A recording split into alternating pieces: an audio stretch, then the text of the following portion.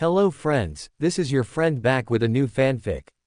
What if Naruto was disowned by his family and went to Kumo with Yugito? Betrayal, exile, and a new bond that changes Naruto's fate forever. If you enjoy dark and powerful Naruto what if stories, don't forget to like, share, and subscribe. Now, let's begin. Chapter 1, Protect Him. In his office in Kumogakure, the Sandaime Reikage was sifting through the endlessly replenishing pile of reports and official documents that it was his reluctantly accepted duty to oversee. The huge man growled low in his throat as he read yet another sheet outlining the supplies Kumo's hospital once again felt they were in dire need of. I swear, he thought to himself as he approved the seemingly trivial list of demands, as soon as A's old enough I'm stepping down. I'm a warrior for Kami's sake, not a secretary. His internal tirade was interrupted by a knock at his office door.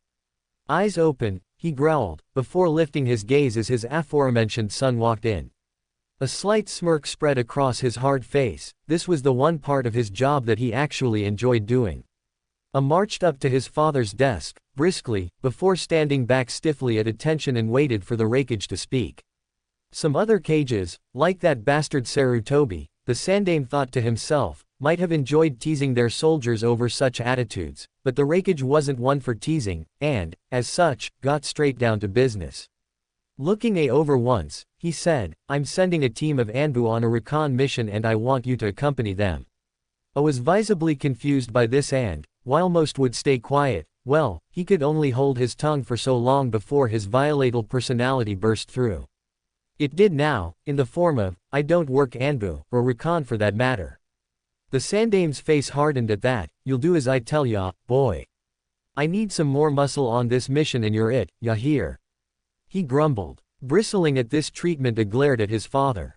Why? He asked. Aside at that, no, why do you need some more muscle? This made the old man grin with a sadistic glee as he threw an open Kumo bingo book in front of him. The page showed a picture of a man with shoulder-length shaggy blonde hair, bright blue eyes and sharp features. Beneath the picture were various facts about the man, along with the bounty that the numerous hidden shinobi villages had offered for him. A's eyes widened before a grin identical to his father's spread across his features. The Reikage laughed at that. You remember Konoha's yellow flash, right? Raced through the canopy of Konoha's vast forests towards the new origin of the Kyuubi's roars. The beast had appeared in the center of Konoha mere minutes ago, but the destruction it had caused was unbelievable, as bad as any of the times the Hachibi had rampaged through Kumo. He'd already left the Anbu squad behind, activating his lightning armor to increase his Shunshin speed in his haste. The Yondaime Hokage had used his Hiraishin technique to get the fox away from the village, which meant he was now fighting the beast alone. Whilst he and Namikaze were far from friends, he greatly respected the man, and letting him face the Kyuubi alone was suicide. Invisible to all but the eyes of the famed Uchiha, the future Reikage darted through the foliage until he saw over the next ridge the colossal silhouette of the Biju. Then he went faster. As he reached the top of the ridge, the clearing the fox had created came into sight, and there he could make out the image of two people, one evidently the Hokage, facing down the creature. Then, suddenly, as A had been about to rush to their aid, the beast made a new noise of a type he'd heard only one thing make before. A bellowing roar of fury and hate and despair. He watched as the Kyuubi's form distorted, strands of red fur being dragged towards the duo on the ground. The strands grew thicker and more numerous, until the entire beast was dragged into whatever they had used for the ceiling. With a smirk, A watched as the two people embraced, before kneeling down to place something on the ground. They stayed like that for a moment, seeming to stare at the ground, before they fell down with a finality that years of combat told A could mean only one thing. With a look of horror on his face, he shunshined down to them, watching as they came into focus. The ever-cheerful face A had come to expect from numerous meetings over peace treaties, still had the same quiet contentment as always, and the beautiful woman beside him, her face marred by tears, was smiling slightly, smiling whilst death embraced her as he had moments before. And there, in between their protectively curled forms, was a small Hokage, wrapped in blankets, his eyes closed, as he wailed against the night. The Kyuubi Jinchuriki. Suddenly, as A stood between them, a painful grip snared his right ankle. Looking down, he saw the bright jade eyes of the crimson-haired woman as she glared at him with more strength and power than any warrior had before. His breath caught and a shiver shoot up his spine as he took in her blazing eyes and the mane of flames surrounding her fierce face. She's beautiful, he thought, and then she spoke, her voice resonating in his soul. Protect him. I watched as the strength seemed to leave her. Fresh tears rolled down her face as she turned her head to the boy in the blankets, who he realized now was her son as well. She reached up with her hand to stroke his whiskered cheek, holding her hand there, almost reverently, like this boy was the only Thimji in the world that could ever matter. And as a sob racked her body, a thought he felt her heart break. Here was her little boy, her son, about to be left alone to shoulder the most unholy of burdens. All alone. More sobs followed the first, and as she turned her fierce face back to him, she said it louder. Protect him. I nodded, barely knowing what he was doing. He would do it. Who wouldn't? Who could not? At his nod, her form lost the tension it had held since she'd grabbed him, and turning her face back to the boy she collapsed again, never taking her eyes off him. She stared for the longest time, and I watched her stare, entranced, horrified, inspired. At last the cries he longed since forgotten stopped and the boy settled down to sleep. She smiled then, a very watery smile, her eyes tearing up again as a crushing sadness overtook her. But she had one more thing to do. One more thing she had to say, the most important thing. I love you, nah. Her last breath. The lights in those beautiful eyes of hers finally left, and I could look away again. He looked at the boy wrapped in the blanket sleeping soundly now, between the two who'd loved him their whole lives and a few tears of his own seeped through. He didn't allow himself long to cry though, steeling himself, he knelt and took the boy in his arms. Turning away, he used an ordinary shunshin to reach the trees again, where he found his team. They'd only arrived ahead of the Konoha shinobi because they hadn't been involved in the conflict. Looking at them as they took him in, and more importantly the child in his arms, he answered before they had a chance to question him. He's coming with us. Back to Kumo. After a few seconds when nobody objected he said, let's go. After 32 hours of ceaseless travel, the Anbu team were ready to welcome death with open arms. Not because they hadn't eaten or slept or stopped for the last 32 hours, not even because they'd been forced to shunshin most of the way, and not because of their rigorous Anbu training because that had been no help. No, it was because the hellish monstrosity wrapped in blankets in A's arms hadn't stopped crying for the last 32 hours. The boy apparently was opposed to the shunshin technique on a personal level, and had started wailing barely 10 minutes after they left Konoha. When one of them had pointed out, as they had on numerous occasions, that the boys seemed a tad upset about their mode of transport, they had been rewarded with a glare from their leader, who had responded by increasing both the pace and the volume of the boys' cries. Now, however, as they stood at the gates to Kumogakure, it seemed the boy had cried himself hoarse, and settled down to sleep soundly in A's massive arms. It is a testament, really, to the standard of the Kumo Anbu's discipline that none of them responded to this beyond the massive amounts of facial tics and twitches that they failed to hold back. And of course, the glares that promised bloody retribution that they directed towards the small bundle. Taking their leave of their slave-driving taiko, they went to get some sleep, before getting rubbered to blow off some steam. A, however, made his way slowly towards the refuge building, where he knew, despite the early hour, his father would be waiting. He earned many looks as he walked through the streets. People were quite shocked to see the legendary A carrying a child. A few people stopped to ask about the boy, his origins mostly. A responded without hesitation, he's my brother. To civilians and low-ranking shinobi this meant nothing more than what it seemed. However, to the higher-ranking shinobi this was an obvious code, and they quickly shied away from the boy. A bit back his disgusted rebukes at their elitist behavior that he knew B had been forced to deal with for over a year now, but still, he hated them for it. They clamored to gawk at him when they believed he was just a baby, but once they knew he was a Jinchuriki the same superior looks of disgust appeared on their faces, begging it to tear them a new one for their oppression of his loved ones. And he loved this boy. Already. He was a part of him, now, as assuredly as if he'd been his own flesh and blood.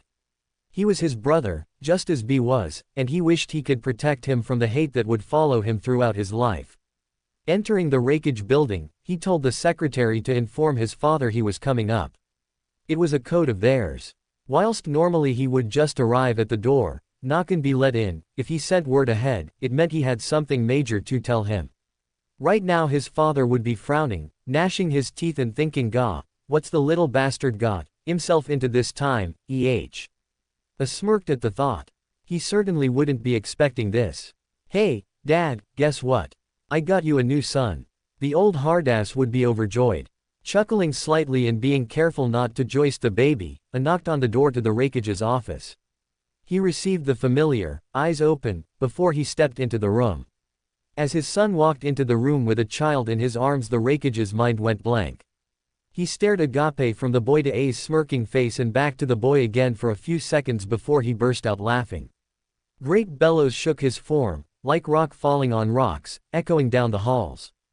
A closed the door on the shocked faces of many shinobi, who come to see what had caused this horrifying phenomenon before turning back to the shaking mass that was his father. Grinning now, he approached the desk. "Right, shut up now, it's not that funny." The Rakege looked up, his eyes filled with mirth as he struggled to speak around his laughter. "No, haha, no wait, ahhaaaa. No, even you can't up that badly," he said before he succumbed to more guffaws. Aside and decided to wait this one out.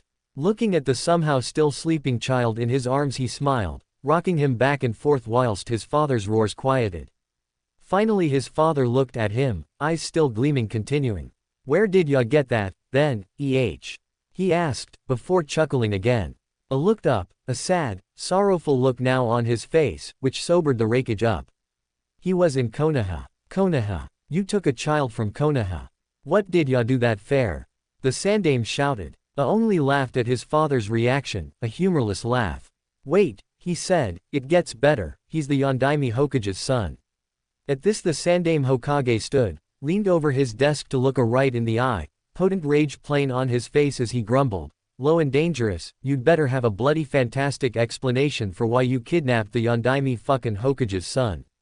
Smiled again without humor, and looked down at the boy wrapped in blankets held securely in his arms. He continued to gaze at the boy as he continued, "I'm still not done, you know. He's also," here looked his father straight in the eye, "the Kyuubi Jinchuriki, and an orphan." The Sandaime Rakege was an old man, he'd fought in all three of the great shinobi wars, but even so, that last sentence held a little too much weight for him. The Yondaime Hokage, dead. His son a Jinchuriki. His Jinchuriki son in Kumo, in his son's arms. The Rakege fell back into his chair and for once gestured for it to do the same. "Tell me what happened." So it did, from the Kyuubi's spontaneous appearance in the center of Konohagakure, to the Yondaime's her eye shining it away from the village, to the beast being sealed in the boy now wrapped in blankets, held closely in his arms. Finally, he told him about the boy's mother, her last wish. At this point the boy stirred in his sleep, made a quiet noise, but did not wake. The whole time the Rakege listened intently, adding a question here and there to get a better picture of the events. "Are you sure he's a Jinchuriki then?" he asked when it was done. Slowly unwrapped the blankets to reveal the spiral seal on the boy's abdomen, right above his core. The Rakege sighed and fell back into his chair. "So, Minato Namikaze's dead." There was none of the glee you might expect when a man discovers an old enemy's died. They'd both grown to know Minato since the peace was made, both learned what a charismatic, charming, likable person he was. Looked out the window over Kumogakure, the voice of the unknown Konoha Kunoichi echoing through time, still resonating in his mind. "Protect him. Will you adopt him?" he asked his father. The Rakege looked up from his own reflections, before looking at the sleeping boy in A's arms. His face softened then as the boy turned in his sleep. I will," he said. He walked around the desk then, and motioned to take the boy from A. Wrapping the blankets tighter around him, gave the boy to his father, their father. The Sandaime Rakege smiled down at his newest son as he moved in his sleep. The first hours of his life had been tumultuous, terrifying, yet here he was, sound asleep, not a care in the world. Good, thought the Rakege humorously, doesn't scare easy. Make for a good shinobi he will. Like his father's. Thinking of Minato brought another question to the Rakege's mind. Turning to face A, he asked, "She didn't give a name, did she?" The mother shook his head. "No, she tried to, I think, but all I know is it begins with N." The Rakege beamed at that. N was wrong with that. N. Good, strong, simple, easy to remember. N. He looked down at the boy in his arms again. Fits too, with Namikaze I mean. N will do just fine for him. Just then the door to the office flew open and in walked a 6-year-old B, shades and a smile in place as always. Pops, yo, big bro. What's up? No. The Reikage laughed aloud at that, B's rapping always entertained him. Yo, B, come here and say hello to your little brother, N. Without missing a beat B sauntered through the office up to the boy in blankets and stuck his fist in front of him. Yo, what's up little bro, N, like for Nitro. The Reikage's laughs at the impromptu nickname could be heard all through the Reikage building, and by the next day, everyone knew of the Sandaime Reikage's third son, the Kyuubi Jinchuriki, N of Kumo. Chapter 2, Just Another Day in Kumo. 6 years later. The village hidden in the clouds while more militaristic than its fellow great nations was in a peaceful mood at the moment. The civilians walked around chatting and gossiping on the things going on in their lives. The shinobi bustled around, the genin doing jobs for the village while one unlucky team was trying with no success to capture the wife of the lightning daimyo's cat Shishi. Apparently she had a sister in the leaf village which scared many genin teams of ever thinking that the demon cat had a sibling and that she could have kittens with its demonic attitude. The chunin were leaving and returning to the village from their missions or just training, and the junin were teaching the genin or heading for missions. The village hidden in the clouds was happy with the peaceful atmosphere, but all good things come with an end, as there was a roar of N. People turned to the noise and saw a blonde blur run past them at the speeds the yellow flash would have been proud of. The one he was running from was none other the Reikage. When everyone saw him it took a lot of willpower to not laugh at the cage. The Reikage was a tall and broad man with dark skin and had yellowish hair, but now his hair was bright green and he had clown makeup all over his face. Right now he was chasing the blonde menace known as N, son of the Reikage, the Jinchuriki of the Kyuubi, and also known prankster of Kumo. He even had a nickname from his many pranks. He was known as the Orange Shadow because he could even outrun and hide from storm ninjas in bright orange. Said blonde was now currently ducking through the crowds until he felt like he was safe. N looked around and seeing that his father was nowhere in sight he slowed down to a jog with a big grin on his I got away. Then he heard a shout. Elbow slam. And felt an elbow hit him on the head knocking him to the ground. N looked up and saw with horror his father with a menacing aura around him, though the moment was kind of ruined with his clown makeup and green hair. Hey-tu-san, he managed weakly while rubbing his rather large bump. His father glared at him. N, what gave you the idea to prank me like this? N grinned at him. Well, Nii said that I couldn't prank you because you're a super shinobi and could never be pranked, and I told him that I could, and if I couldn't then me and Nii would stop rapping in front of him for a week, and if I won he would teach me a super cool lightning jutsu. Ryzen couldn't help but smile at his son. He was only 6 but already had the chakra reserves of a low chunin, and thanks to the Kyuubi he had ungodly stamina. He was like a sponge when it came to ninjutsu and taijutsu, and already had great skill in kenjutsu, not to mention he had an accelerated healing rate. Thinking of the Kyuubi, Ryzen frowned knowing how the villagers disliked both B and N for what they contain. With B, people kept thinking that one day the Hachibi was going to gain control and go on a rampage like so many hosts before, and the same went for N, but they feared him more since he held the strongest of the Bu in him. Stupid fools, he thought. They should know that they are the ones stopping their beasts from attacking the village. In a way they are heroes but are treated like outcasts.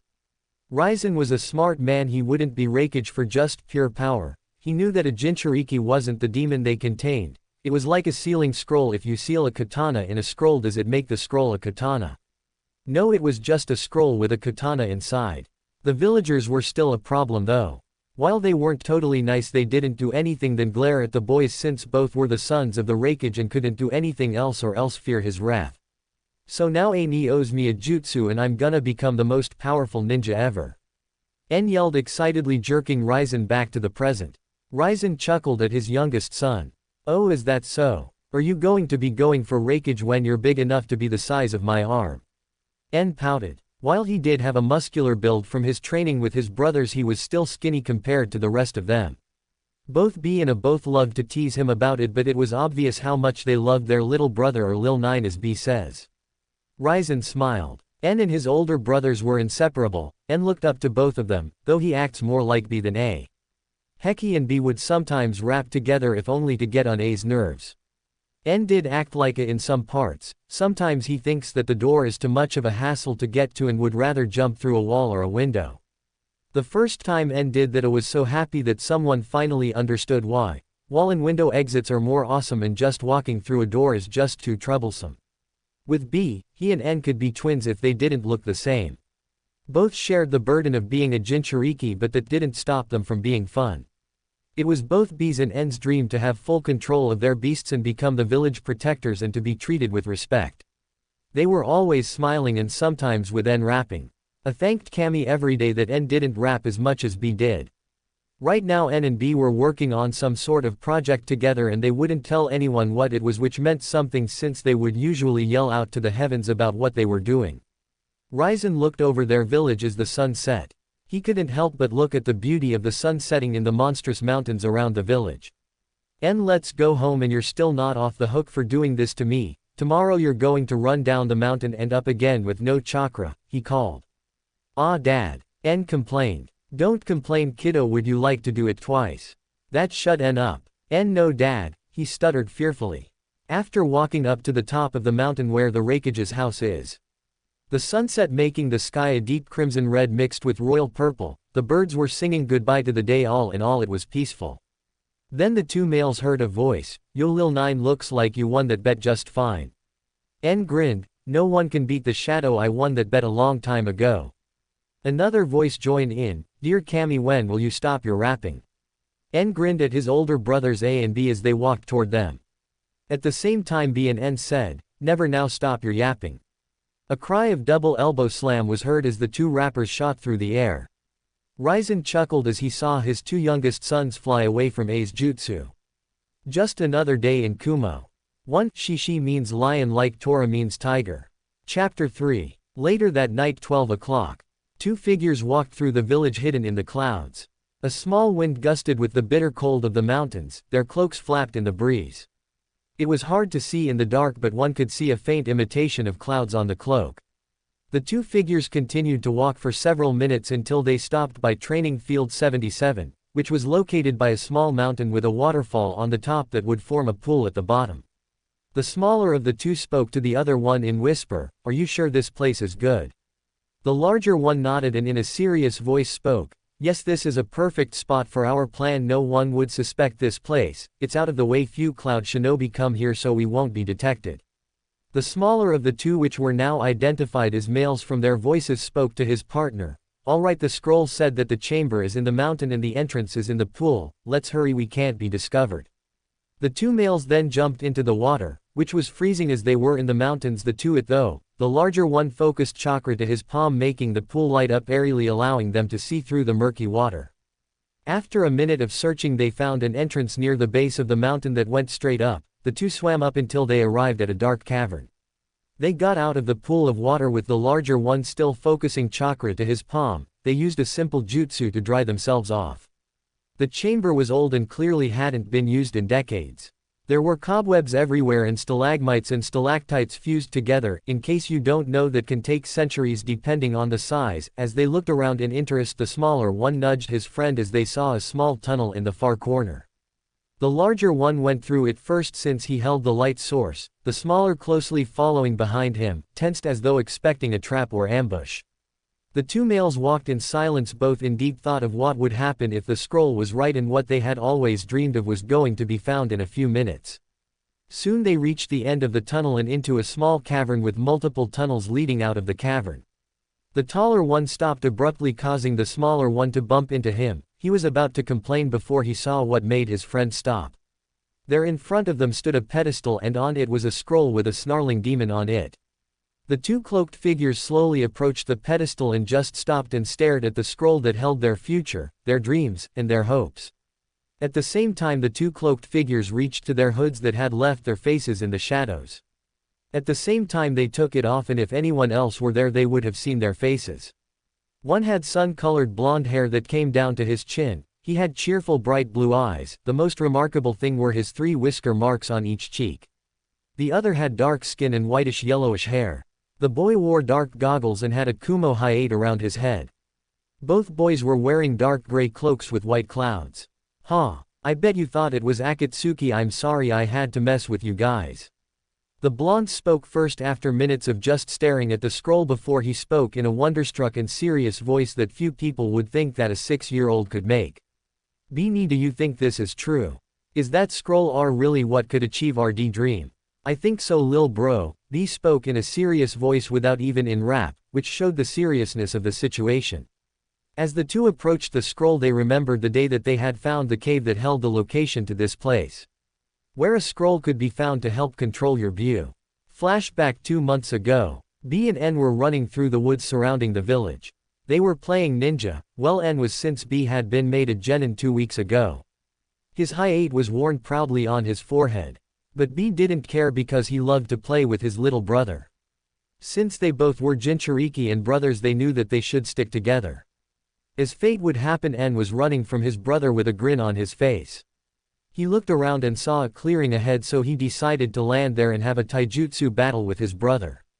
As he landed on the ground, he swore he felt the ground crick under him, but he decided that it was nothing. All of a sudden B punched him and N flew a few feet away from him. N grinned at B, but before he could speak he heard a crack. He looked down and watched in horror as the ground beneath him fell away, leaving him hanging in the air for a moment before plummeting. N landed with a thud as his head started to sway. He dimly heard B yelling, but he couldn't hear that much as his head was swimming from the impact. Soon B jumped down carefully and checked to see if his brother needed help. When he knew N would be fine, he looked around and saw a tunnel on the opposite side of the wall. Looking behind him, he saw another tunnel that would have connected to the other tunnel. Now, being naturally curious people, both N and B headed in the tunnel. They walked for several minutes, but with B's fire hand they could see. They soon entered a room. Both couldn't help but gasp at the room. On the walls were tiles of all the tailed beasts, from the one-tailed raccoon to the 9-tailed fox, but what really interested them was the humans next to each on, and they seemed to be surrounded by a shroud of red chakra, but they seemed to be in control of it. The two boys then noticed a scroll sitting on a pedestal. B walked over to it and started to read it. N noticed how his brother's eyebrows rose and he dropped the scroll in shock.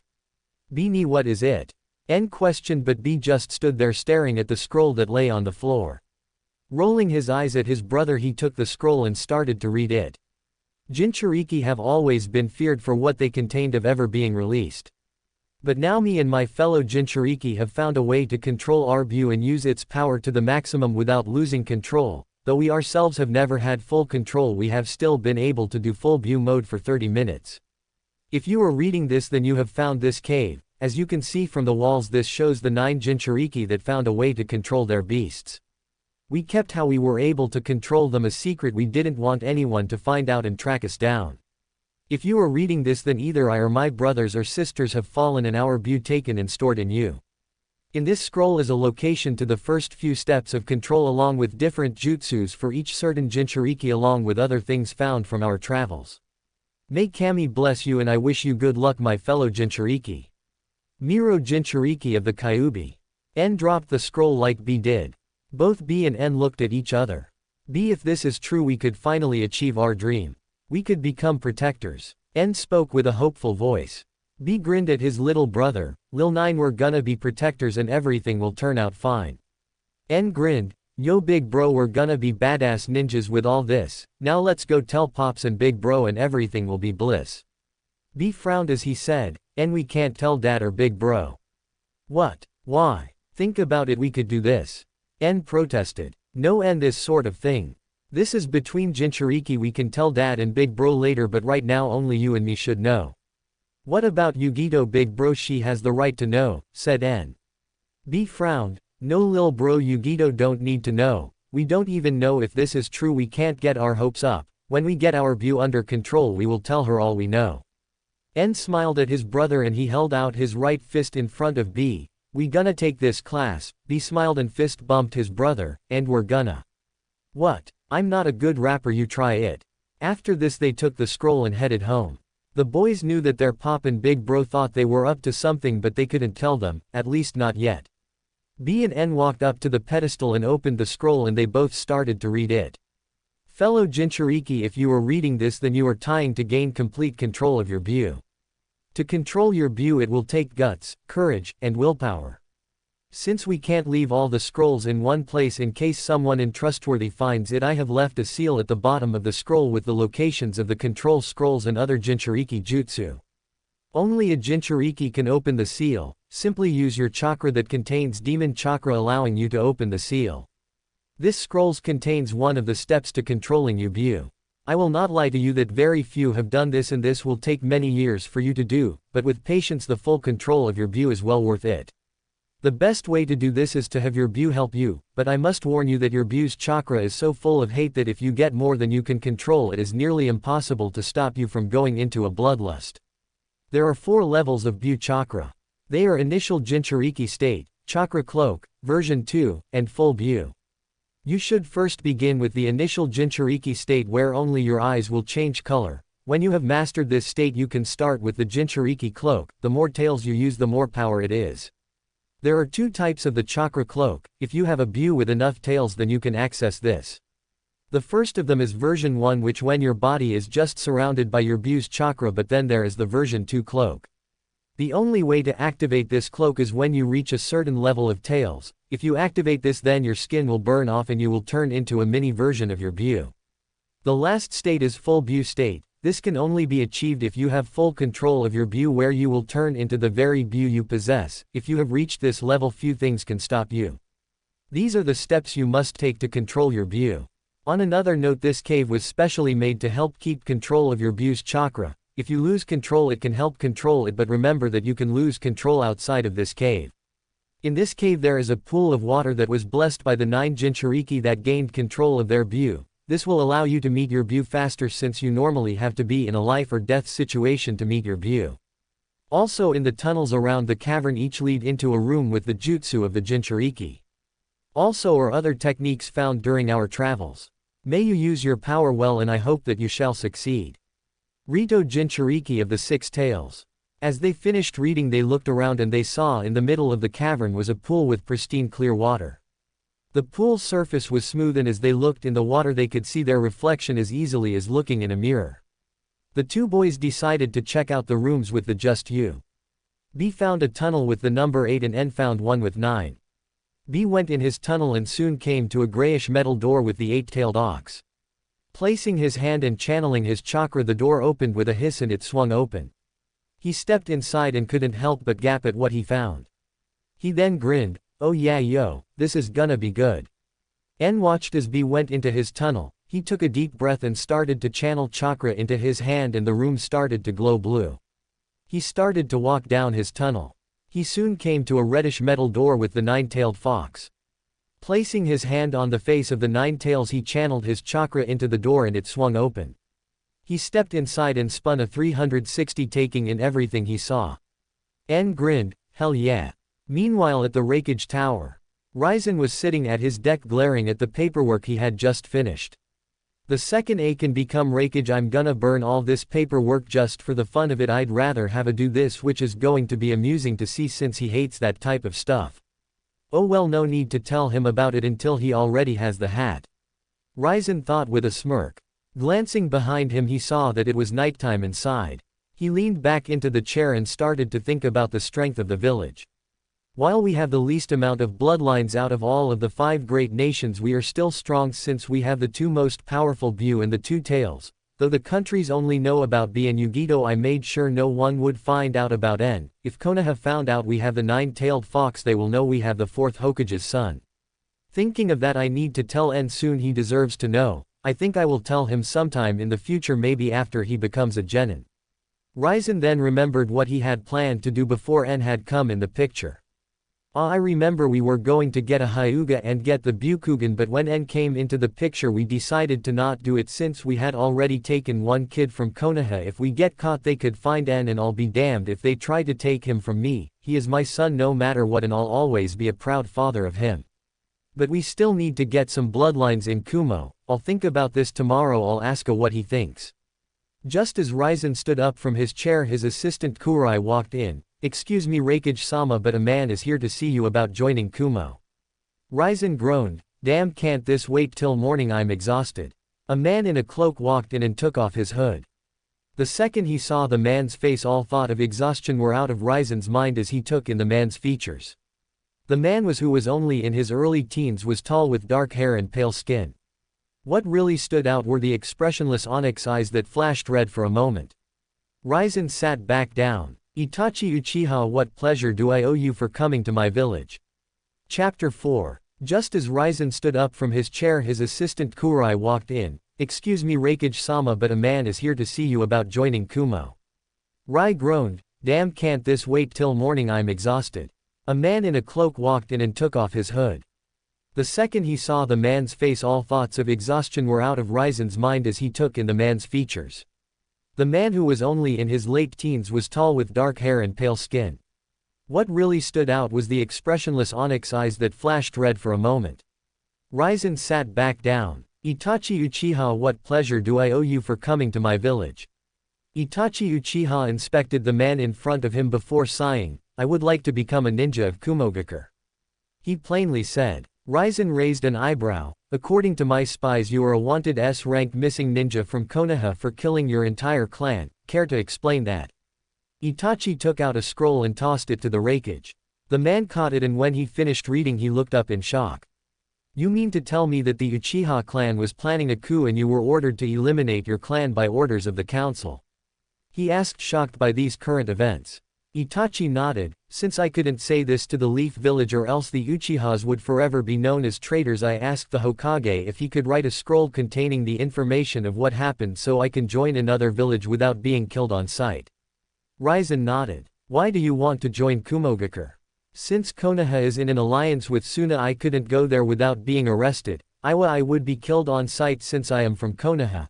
And Kiri is in a bloodline civil war since I possess the Sharingan. I doubt that would be a smart move for me. Kumo was the only opinion since you are in neither an alliance nor in a civil war.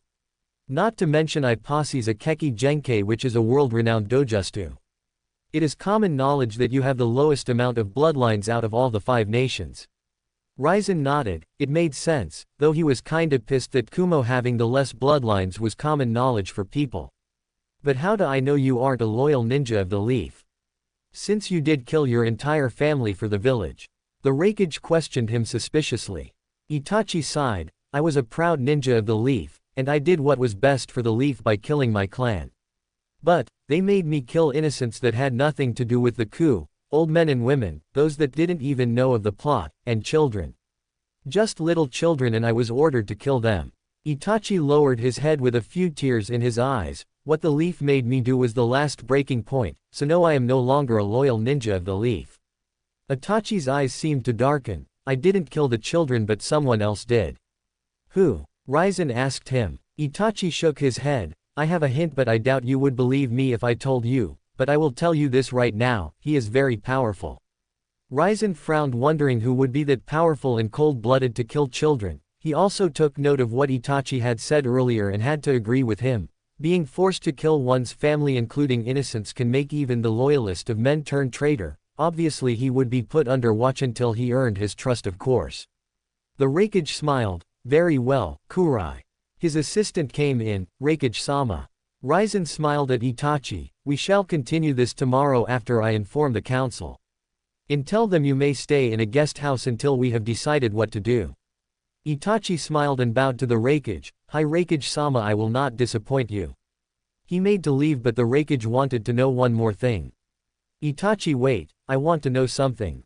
What do you view a Jinchuriki as?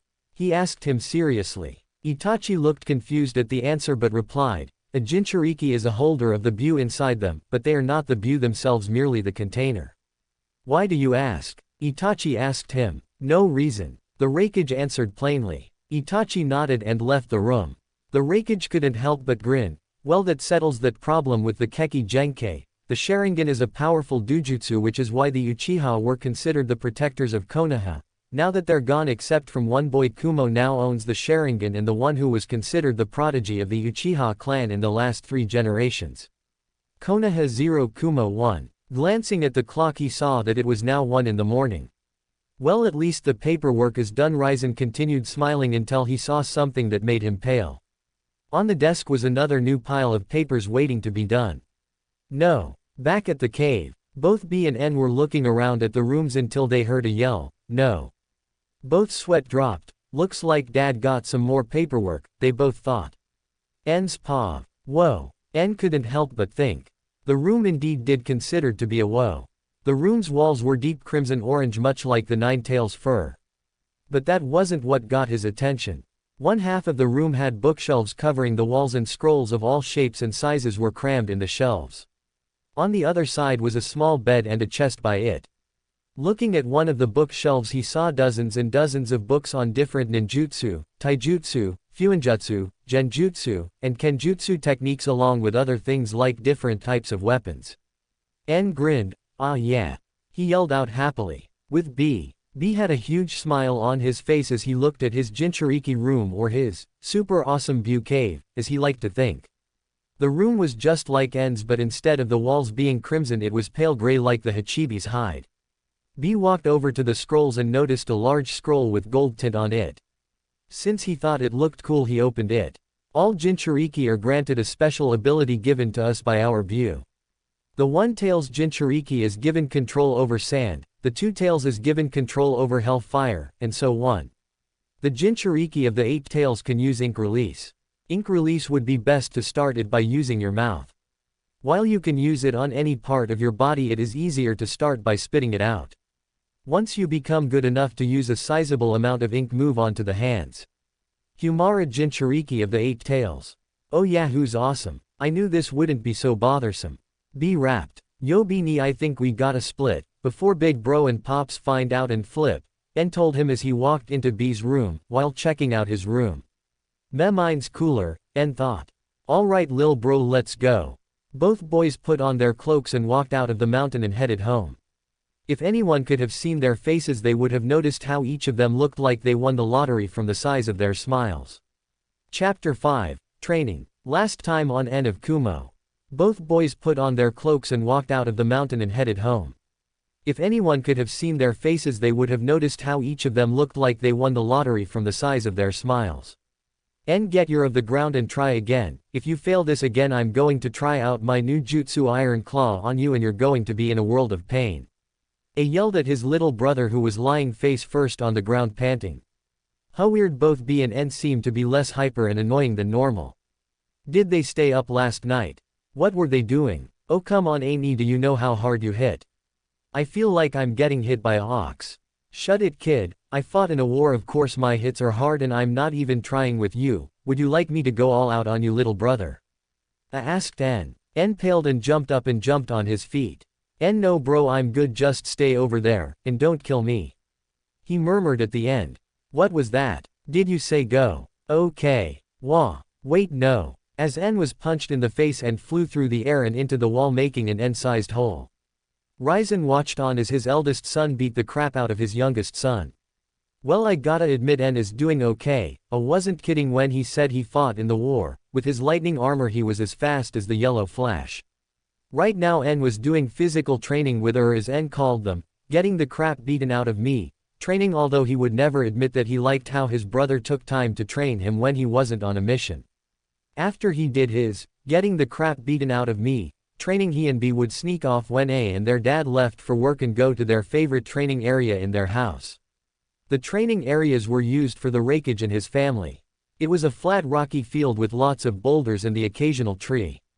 It was perfect for learning destructive jutsu, and in the middle where the rock was smooth, perfect for kenjutsu. Right now B and N were trying to create their own style. Both B and N remembered when A told them of how he had to fight a sword master who could fight with 4 swords on different places of his body. When they heard this they immediately got interested and told A of how they were going to be able to do that but with more swords. Now A, being the nice brother he was, started to laugh at them and told them how they were too idiotic to even be able to hold 1 sword, much less more. When A said this both B and N had fire in their eyes and swore that they would do it, and when they could they were going to beat into the ground. A was impressed with their threat but still laughed since N didn't even reach his arm and B wasn't even to his bicep. Okay B Nii, since A Tem doesn't believe we can do this we gotta do it, and shove his words back in his face. Yeah lil 9, how dare he act all cool and superior when all he does is whine. B rapped. They both continued to think on how they could be able to use more than 2 swords. Hey B, what if we use a shoulder that could work? True, but how are we gonna get a sword up there? B asked him. I don't know, we could throw it in the air or something. En told him. Alright, that's cool, you fool. Hey, who you calling a fool? You fool. But you haven't even thought of an idea yet. Shut up, you fool, you're so uncool. Oh yeah. Aw, forget it. Hey B, do you think we can get our 6 swords, 3 for each of us, and we can practice until we get it? I think they came in today from old man Aragi's place. Yeah fool, I can, cause I'm the killer before show. I am not a fool, you fool. 5 minutes after our 2 favorite Jinchuriki are done deciding who is a fool and who isn't.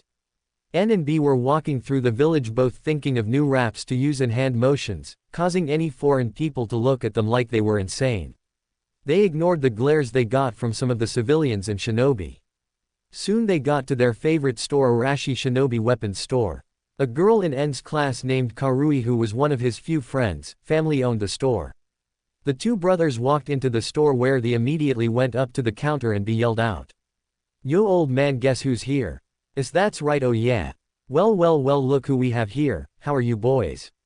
You need some kunai. A voice called out from the back room of the store. A dark-skinned man with short red hair came into the boys' view. Aragi was a retired Junin Kenjutsu master. He retired after Karui was born because he wanted to be there when she grew up. Even though it's been 6 years since he went on a mission, that doesn't mean he has lost his skill in Kenjutsu.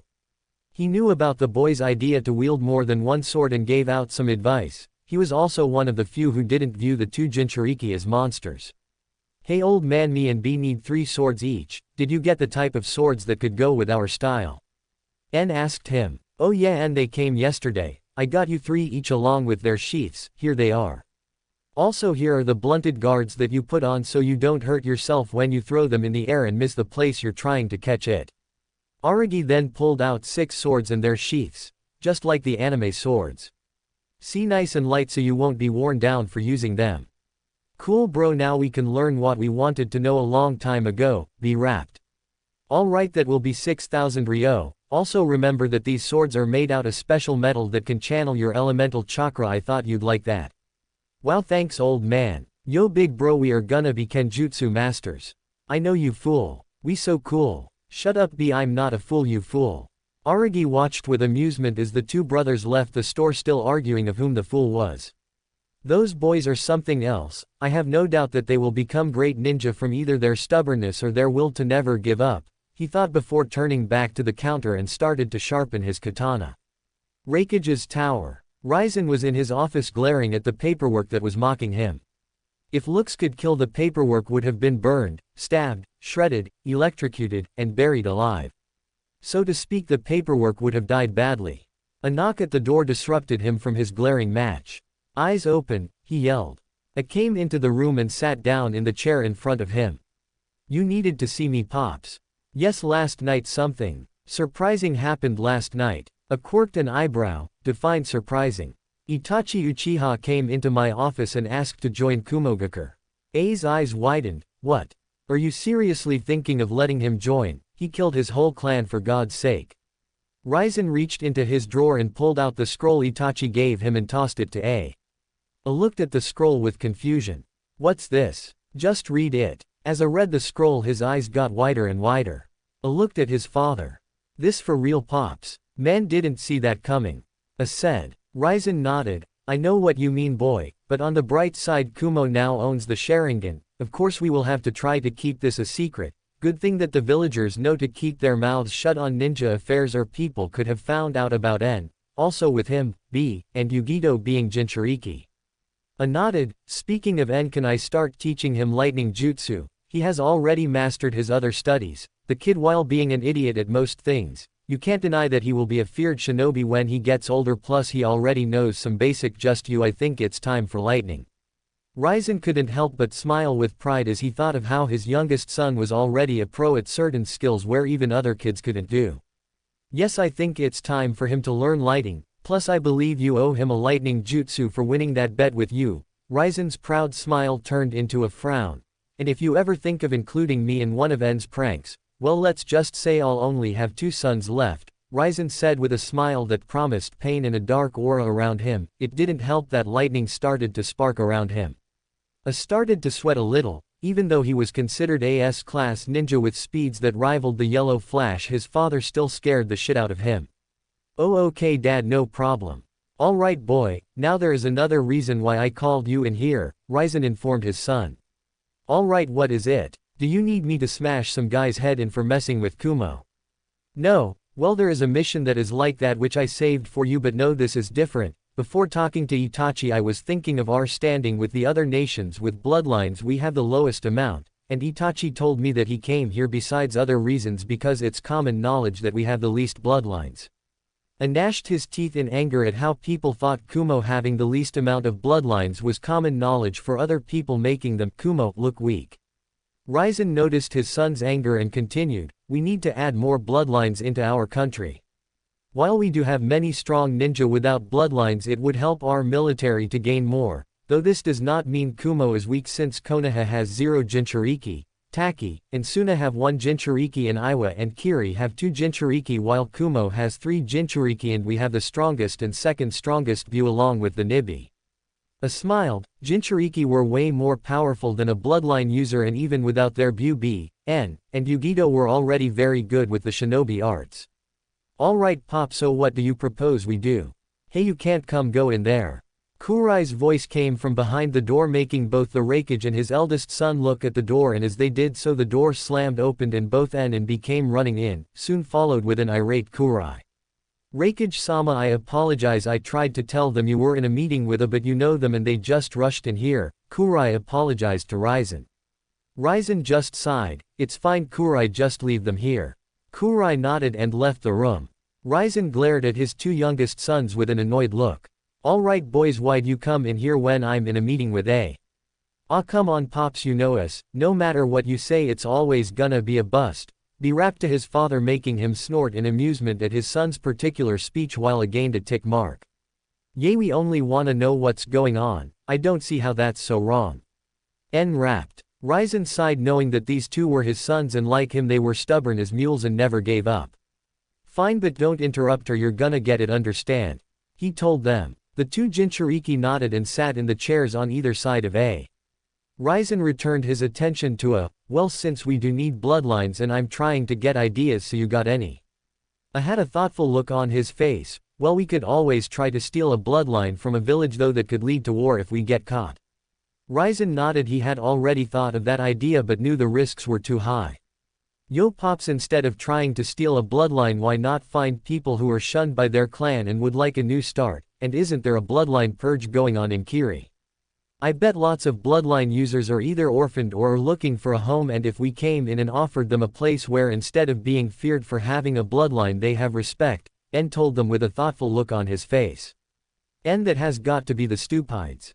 A trailed off when he realized what N was saying. Wow, how did we not think of that Pops? A asked, and both Ryzen and A couldn't help but feel embarrassed for having their 6-year-old son brother think of a perfect idea to get bloodlines before them. Yay, great idea N, can't believe we didn't think of that, you're a smart one that's for sure, Ryzen told N, making him grin and rub his head sheepishly. Whoa, what about me Pop? B asked with indignation. A looked at his little brother, yay, what about you, you're the stupidest out of us. Ryzen ignored B's indignant yell of, hey, and pondered on what N had told him. Alright, it's settled, I'll send out some teams to infiltrate Kiri to see if we can convince people to join Kumo. I'll also have some teams find the orphaned children from the clans since they deserve a good life, Ryzen told them. The Reikage turned to his youngest son, N. A and I were talking and we decided that A is going to start to teach you lightning jutsu. N's face lit up. What, really? Awesome, does that mean I can learn you in A's super badass lightning armor? Man, when I learn that I'm gonna be so awesome. Ryzen and A laughed. And it took me years to create the lightning armor by scratch, and it's not a jutsu that you master right away. You may learn it when you're older and we deem you ready, but you have to train your best every day using the armor to get to me and your brother's level. The Reikage told him. N crossed his arms with a pout. I bet I could do it.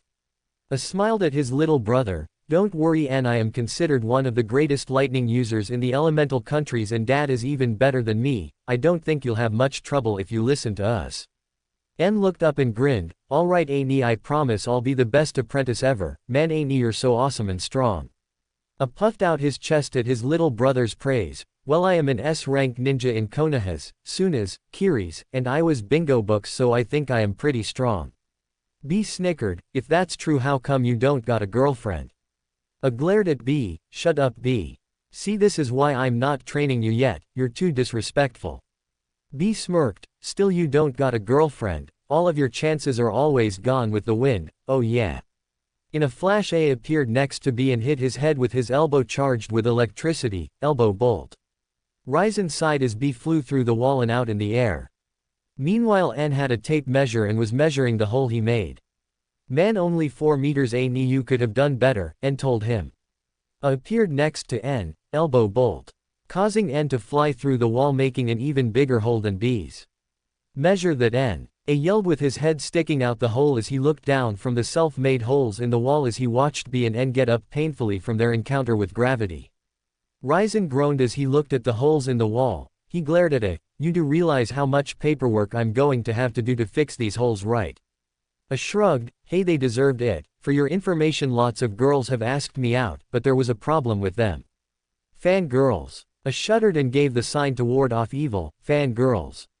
Training ground, the next day. A stood in front of the Rakege's training ground waiting for N to show up. He didn't have to wait long until N came out. N wore a black muscle shirt with dark blue Anbu-styled pants with lightning on it. About time you got here N. Alright first I want you to do is to channel your chakra into this chakra paper. I want to know what your elemental affinity is, if it's lightning then this training will be easier. A told him. N nodded and accepted the paper. Pushing his chakra into the paper he watched as the piece of paper crumbled into a very small ball. Looking up he saw that his brother's eyes were bulging out of his head as he stared at the chakra paper. Big bro was that supposed to happen? N asked him since his brother looked like a fish out of water. A seemed to snap back out of his thoughts, N did it again, and he gave him another sheet of paper. N pushed chakra into it and the same results happened. I don't get it, what's the big deal? N questioned his brother. A looked at his brother seriously. It's a big deal since normal lightning users only crinkle their paper but yours turned into a small ball, that means you have an extremely strong affinity for lighting. Wait, so you mean I'm going to be a really good lightning user? All right. I knew I was awesome. N cheered. Okay N, I wanted you to channel your chakra on your hand, imagine it sparking and moving like lightning. I told him. N nodded before closing his eyes and concentrating. After a couple of seconds A watched in surprise as red lightning started to shoot out of N's hand. Amazing to be able to call upon lightning so fast. And what's with the red lightning?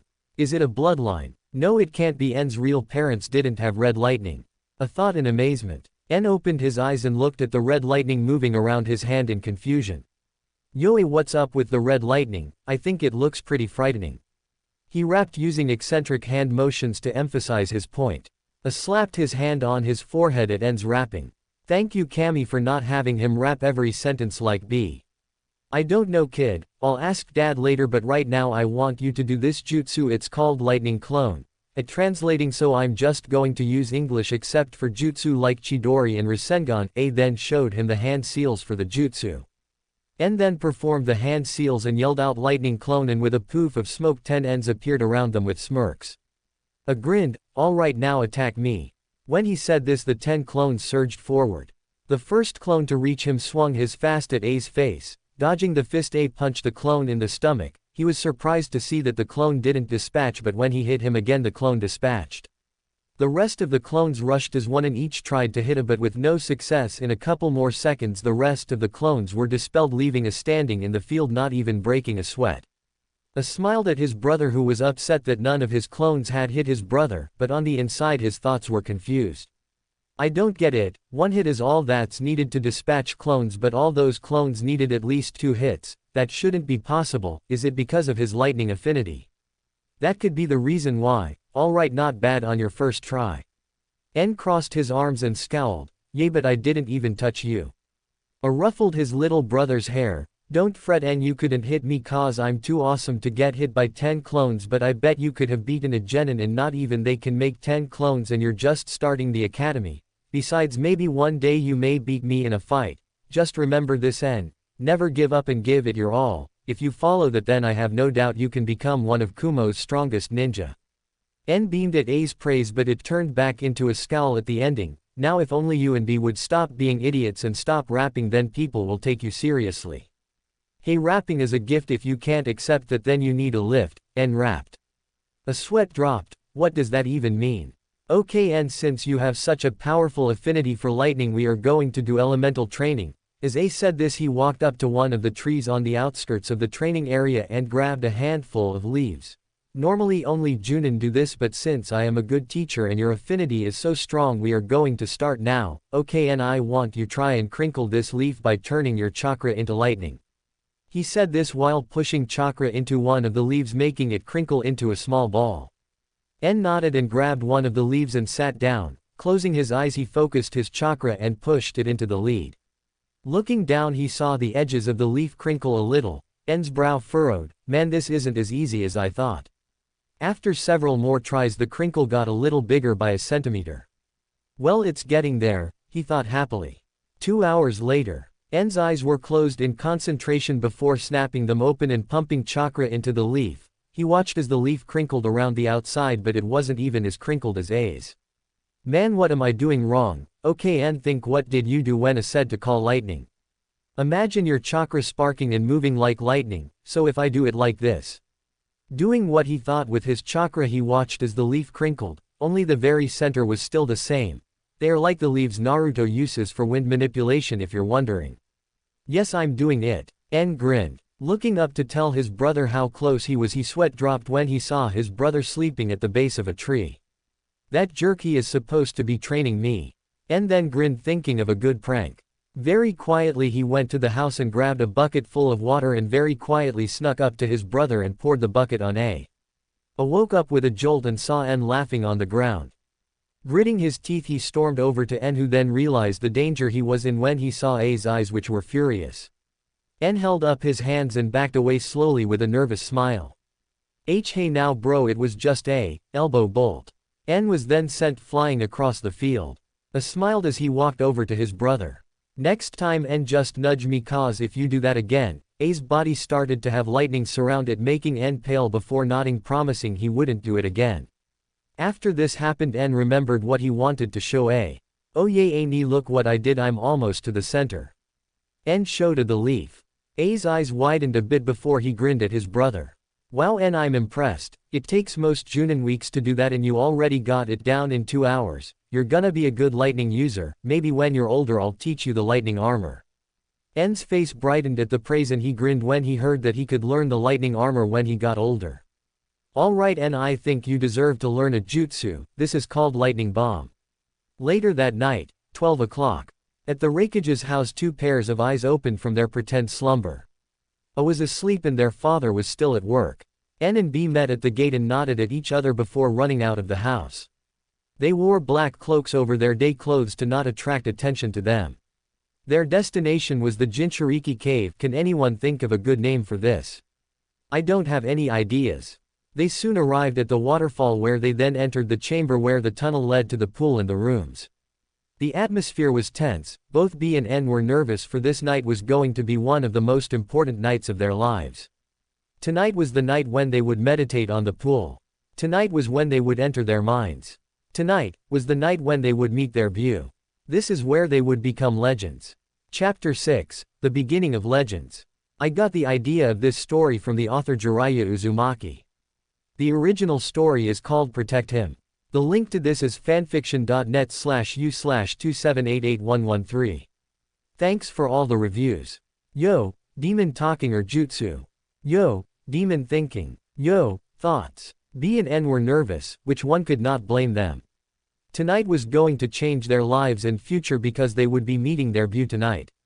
They didn't know what to expect, but they were determined to have their beasts help them to become Kumo's strongest protectors.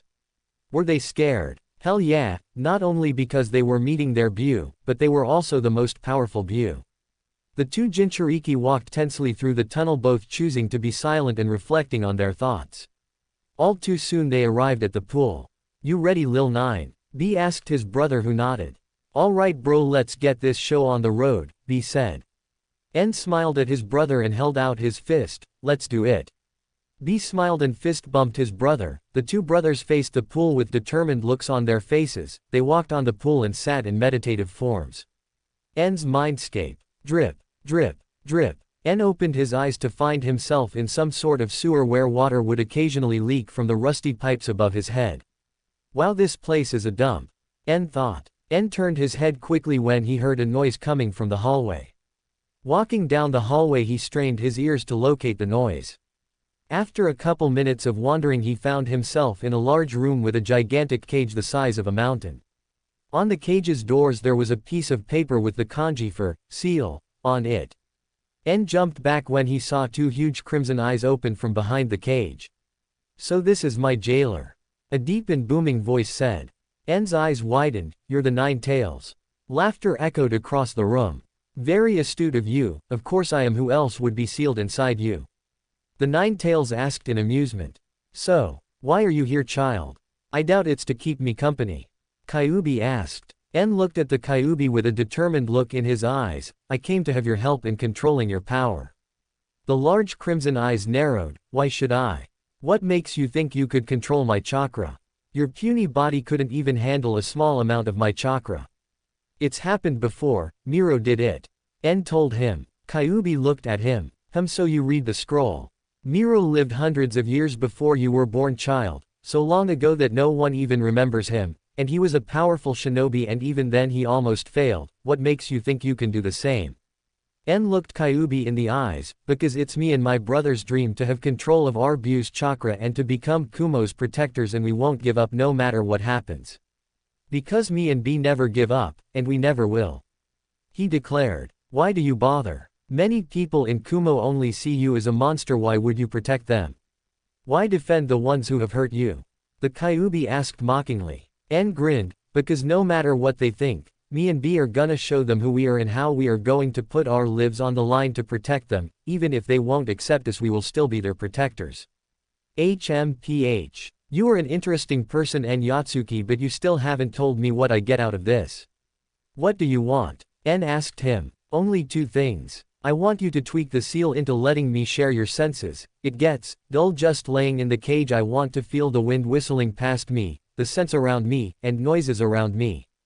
This will also set up a mental connection where I can contact you by using our thoughts, where I can aid you in battle and give advice."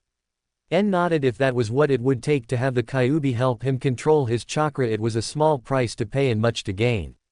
"What is your other request?"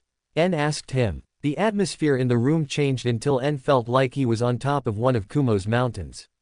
Killing intent started to fill the room, making En nervous. While the Ki was a small amount, this was the Kyuubi's Ki, but En held strong, not willing to look weak in front of the Nine Tails. "I want you to kill a certain person, someone who made a fool out of me and forced me to do his bidding. I will not rest until that man is in my claws while I use his spine as a toothpick. I won't tell you who he is now. When I deem you strong enough, I will tell you." The Nine Tails snarled out, but at the last sentence the ki lessened and the room warmed up again as he spoke normally. En was curious on who this man was that Kyuubi would want him to kill him. He was surprised and nervous that a man could take control of the Nine Tails. He knew that this man was not to be underestimated at all. "Okay, you have a deal, Kyuubi. How do I tweak the seal to let you have my senses?" En asked, since he had no idea on how to do such a thing.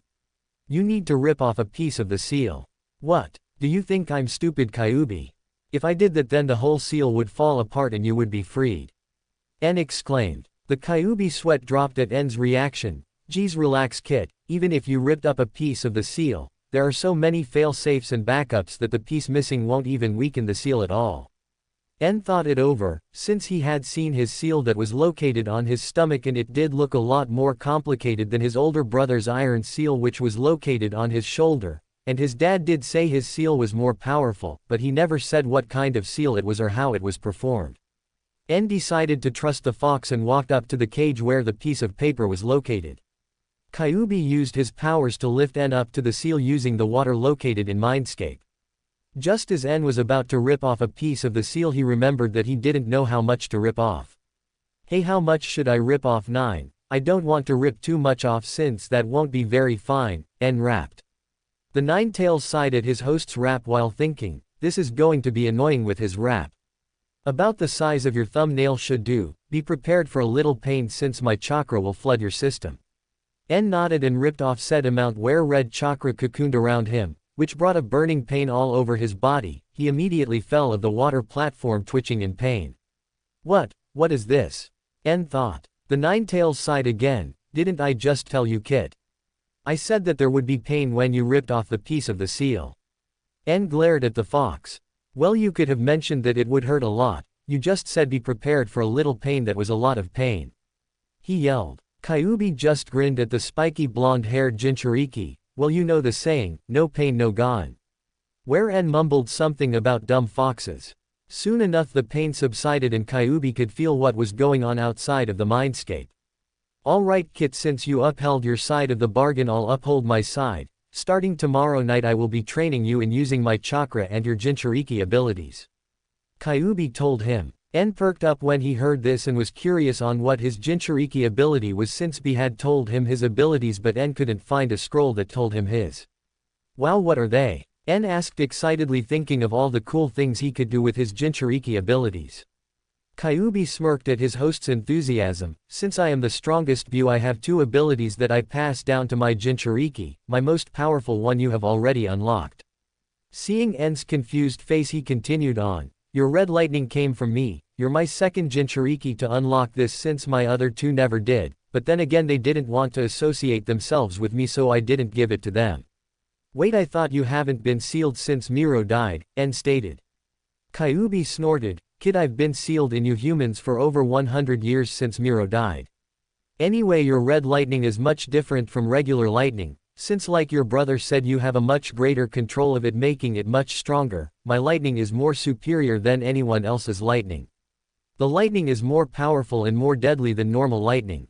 For example, if you were to use your father's and older brother's lightning armor to your full extent when you master it, you will be more faster than them. It is nearly impossible to pierce the armor since it already has a good defense, and you will have more strength in your attacks. I bet you could surpass them one day, Kyuubi told him. En's thoughts were going a million miles per second.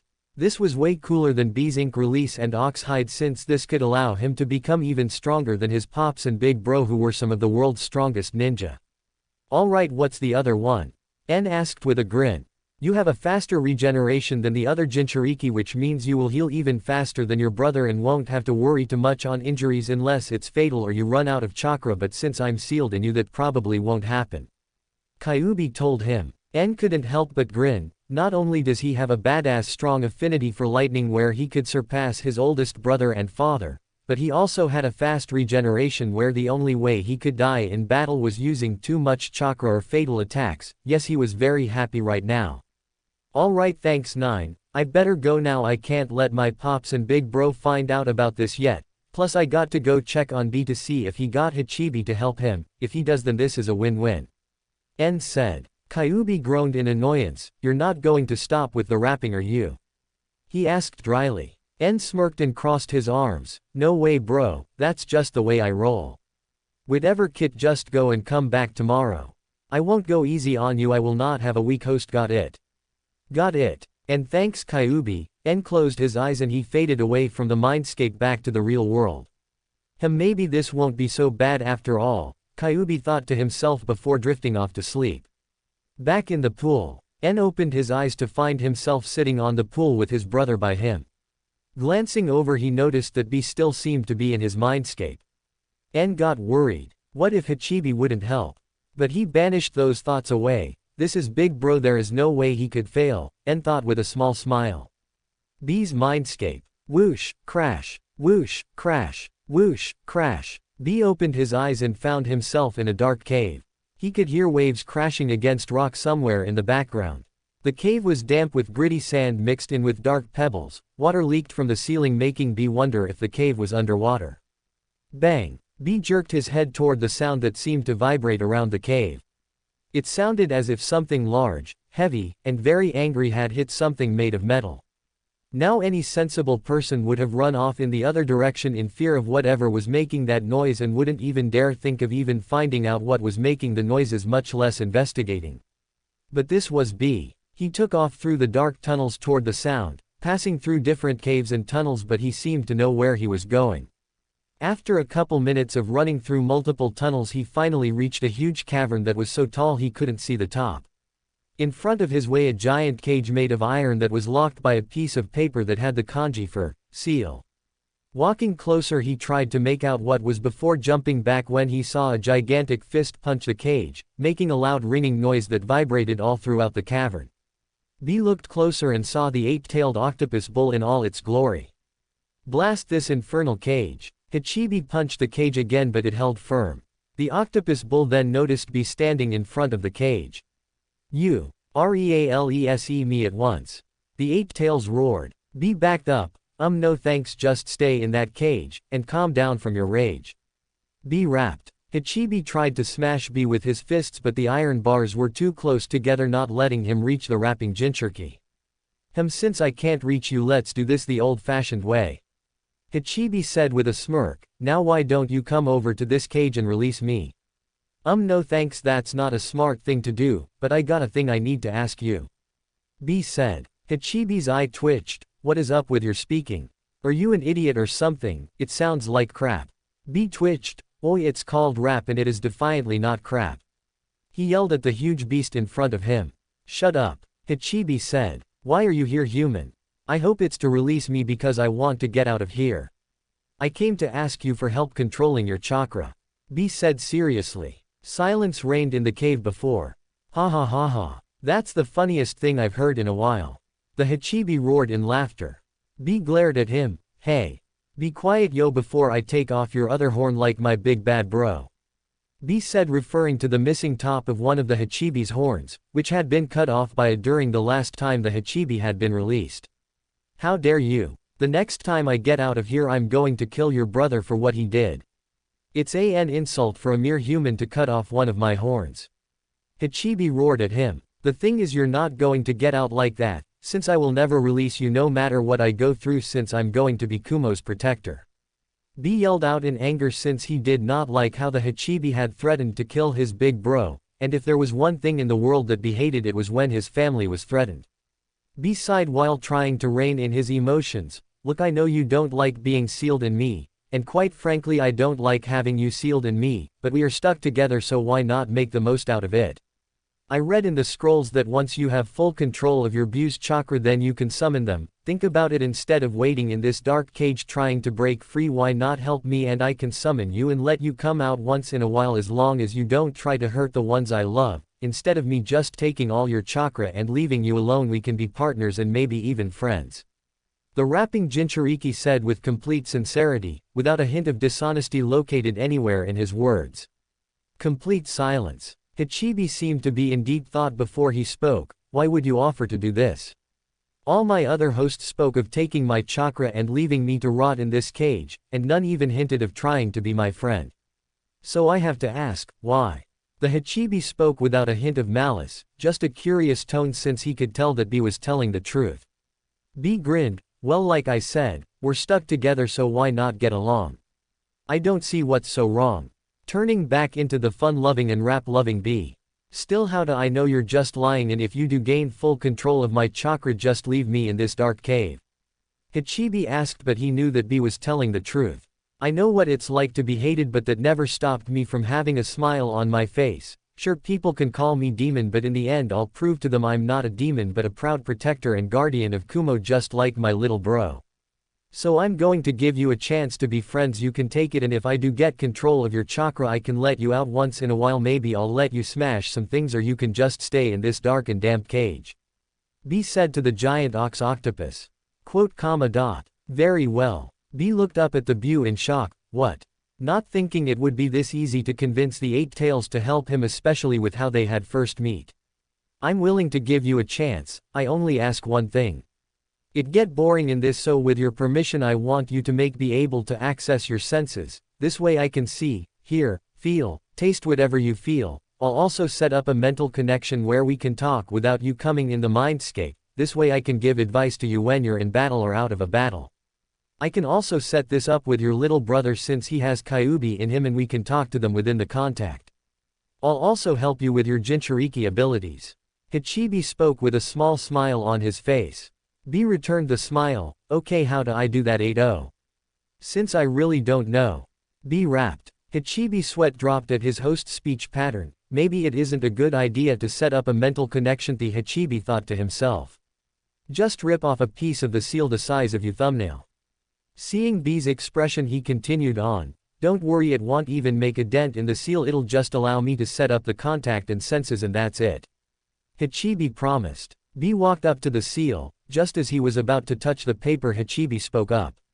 There will be a little pain since some of my chakra will flood your chakra system, so prepare yourself.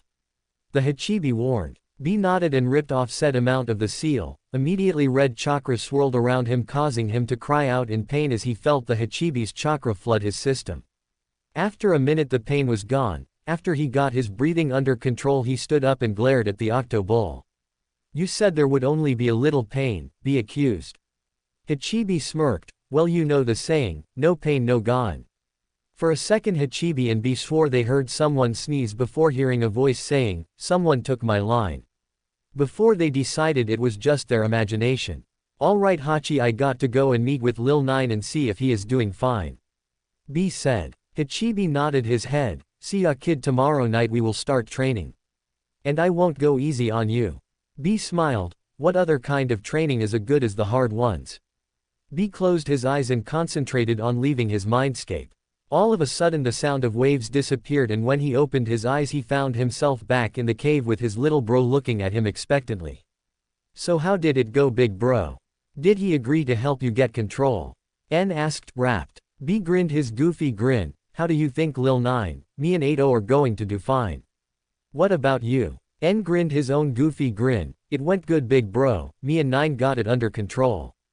Glad to hear. We should probably leave now, lil bro, we can't let people know about this place yet. B told him as they got up to leave. Hey big bro, N spoke as they jumped out of the waterfall before heading off in the direction of home. When can we tell Yugito about what we found? He asked, referring to the other Jinchuriki and Kumo. Yugito was N's age and was the great-grand niece of the second Reikage. She used to live with her mother outside of Kumo when she was little after her dad had died during a mission, but a year ago her mother died from an illness, leaving her alone. The boy's dad brought her to Kumo and had her live with him and his family in their family compound. She was the Jinchuriki of the Nibi. N and B were her closest friends since most people didn't want to talk to her since she was a Jinchuriki. Both B and N knew that the glares and murmurs affected her more than them, and both tried their hardest along with their dad and to make her feel accepted. We will bro, but let's tell her when we get our one-tailed state mastered, since she will have to use half of the Nibi's chakra to use a cloak, and I don't know if it will affect her more than it will than us. He explained. N nodded slowly, seeing the wisdom in that, but frowned. I don't like hiding things from her bro. B grinned at his little brother. Oh Lil 9, you got the hots from little miss too. I can see the sparks flyin' from you. He teased while N turned a bright shade of red. Shut up B, I don't like her like that, can't you see?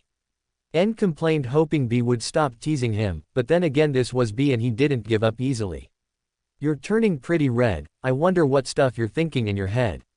B teased him. N just muttered under his breath about big brothers sticking their noses in other people's business. Soon enough the two rapping Jinchuriki arrived at their home. As they entered the kitchen they noticed that the clock said 4 a.m. Man, I'm beat, the two boys thought. As the two Jinchuriki went off into their rooms and laid down exhausted before they fell asleep, they couldn't help but give one more content smile. Tonight had gone perfectly, they had their view helping them become powerful and gained their friendship. Their greatest dream could now become a reality. Tonight was the night where their journey to become legends began. That was part 1 of Naruto's journey after being disowned. If you like the story, hit like, share it, and subscribe to Fox Fanfiction. Tell me in the comments, should Naruto return to Konoha or stay in Kumo? See you in part 2.